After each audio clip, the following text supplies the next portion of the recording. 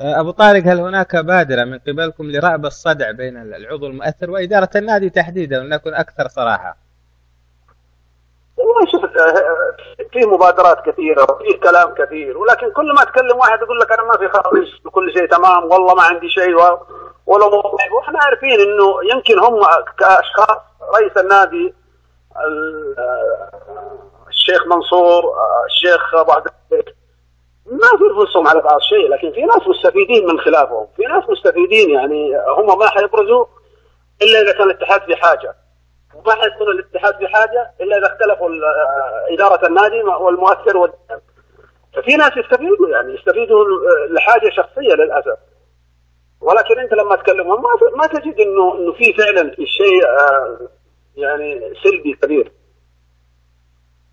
كيفية تلافي مثل هذه النقطة، يعني تحديدا تقريب وجهات النظر، يعني كما ذكرت أنت أمام الناس لا يوجد شيء، لكن كنهج إداري وكأمور ربما وخانت الخبرة كثيرا إدارة الدكتور خالد المرزوقي، أيضا عدم التواصل مع من لديهم خبرة، وهذه من أكبر الأخطاء التي وقعت فيها إدارة الدكتور خالد المرزوقي. والله الدكتور خالد إنسان طيب، إنسان محترم، إنسان يعني اتحادي صميم من عائلة اتحادية.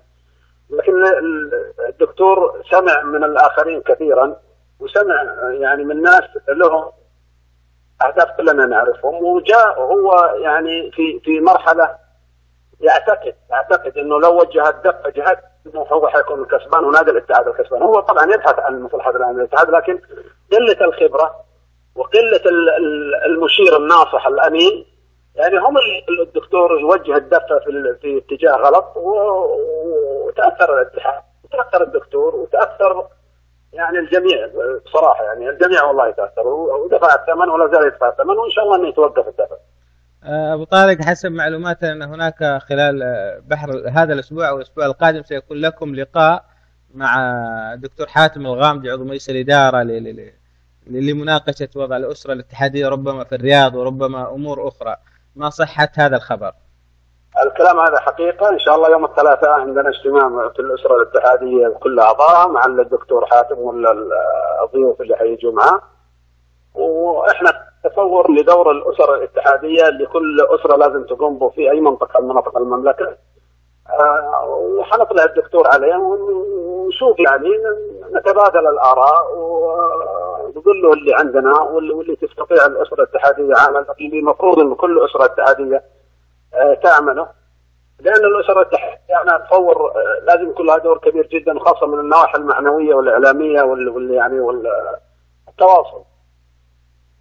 والله يشكر الدكتور حاتم وتشكرون على جهودكم. الدكتور حاتم قبل أسبوعين خلت كان مع أسرة الاتحاد في المدينة المنورة، والثلاثاء القادم حيكون في الرياض، وربما بعدها في المنطقة الشرقية. هذه جهود يشكر عليها هذا الرجل جدا جدا والله.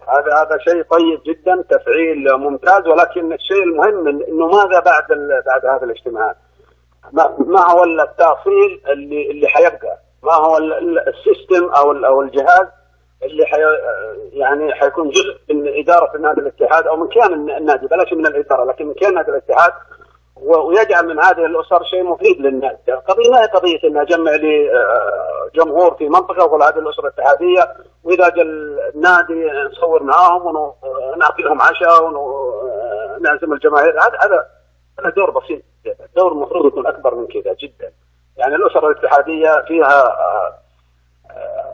ناس كفاءات إدارية، كفاءات علمية، على الأقل يعني كلها تأثير. لما يكون لها رابط مثلا في الكيان يكون بعيد عن الإدارات، بعيد جدا عن الإدارة، ما له علاقة بالإدارة. إدارة تستقيل، إدارة تجي الله يحييها، لكن التواصل اللي يكون في نفس الكيان في نفس النادي يكون زي مدير عام النادي، يكون في جهاز ثابت ما له علاقة. حتى لو استقالت الإدارة هو حيبقى تواصل هذا، وحيبقى إمداد الأسر بالمعلومات، إمداد الأسر بالمتطلبات اللي يحتاجها هذا الاتحاد. وهذه ربما يعني ولو أن ما نبغى نتكلم في الموضوع هذا كثير، ربما هذه تكون إحدى روافد المشروع اللي هو يعني يختص بجمهور الاتحاد ودعم جمهور الاتحاد بشكل عام لنادي الاتحاد. والله المشروع، الحديث عن المشروع ده ذو شجون، ولكن أنا أحترم رغبتك حتى يرى هذا المشروع النور. لكن أنا سأتجاوز نقطة وأؤكد على نقطة جميلة أنت ذكرتها فيما يتعلق التخاطب مع الكيان بعيدا عن الإدارات، لأنه مع الأسف مع كل إدارة لا نبدأ من حيث انتهى الآخرين، وإنما نبدأ من الصفر، وربما هذا نقص الخطط الاستراتيجية. ألا توافقني في ذلك الرأي؟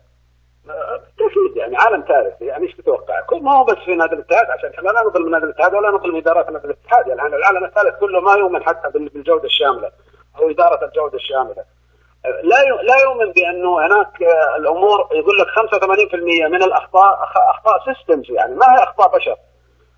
أنت عندما توجد الجهاز الفاعل المؤسس بطريقة صحيحة يعطيك نتائج دائمة، يعطيك نتائج ثابتة، يعطيك نتائج إيجابية. لكن عندما تعتمد على الأشخاص، وعندما تعتمد على أفراد، وعندما تعتمد على إدارات معينة أو حتى مختارة منتخبة، هذول حيروحوا وحيجي غيرهم، وربما لأسباب بشرية سلبية في نفوسهم ربما يغيروا كل شيء، يعني يعيدوا التغيير ونظل في حلقة مفرغة ندور حول لا شيء. لكن عندما يكون عندك سيستمز، عندما يكون عندك داخل النادي ثابتة ما لها علاقة بالإدارات. الآن احنا نرى مثلا أعطيك مثال ولو أنه ما له علاقة، ما جابه، لكن كمثال فقط.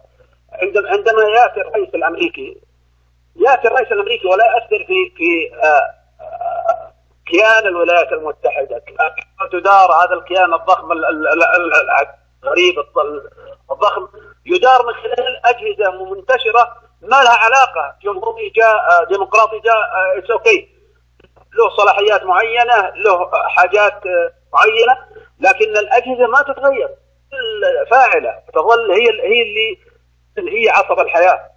احنا نبغى نادي الاتحاد، ليش لا ما يكون زي كذا؟ يكون في أجهزة مثلا أجهزة مستدامة، لا استدامة دائمة من خلال يدفعها جمهور الاتحاد، يحفظ جمهور الاتحاد، يراها جمهور الاتحاد، يدعمها جمهور الاتحاد، يغذي بالأفكار، يغذيها، يعني بحيث انه تكون هذه الأجهزة مفيدة لجميع شؤون نادي الاتحاد، سواء شؤون إدارية أو فنية أو مالية. يعني هذا هو الشيء الصحيح اللي يظل الكيان فعلا كيان. عندما تقول كيان، عندما تقول قدرة، الاتحاد عنده قدرة أو عنده قوة. القوة ثابتة، القوة هي محدودة، لكن القدرة مختلفة. يعني أنت عندك مادة وعندك فكر وعندك أمور، هذه قدرة، لكن أنت عندك قوة في فريق كرة القدم، يعني شيء محدود. فالقوة ليست ثابتة، لكن القدرة هي اللي تديم الكيانات، هي اللي تفرز القوة، هي اللي تفرز القوة المستديمة، اللي حتى لو ضعفت في ظروف معينة تعود بسرعة. فإحنا نبغى يصير للاتحاد قدرة معينة، قدرة من نواحي إدارية، من نواحي فنية. يعني هذه ليست صعبة إذا كلنا اشتغلنا للاتحاد، بعيدا عن الأسماء، بعيدا عن يعني الغيرة، بعيدا عن المناطقية، أو هذه منطقتي وهذه منطقتي وهذا لنا فريقنا وهذا اللي نسمع عنه إن شاء الله ما هو صحيح. إذا خلصت النية وأصبح لدى الاتحاد مجموعة أجهزة فاعلة، ثق تماما أنه هذا هو الكيان. احنا عندنا نقول الكيان الهلالي، الكيان الاتحادي، النصراوي، يعني مجازا، يعني ما هنالك يعني تحصل النادي يعتمد على 2 أو 3 هم اللي يجلبوا القوة للنادي.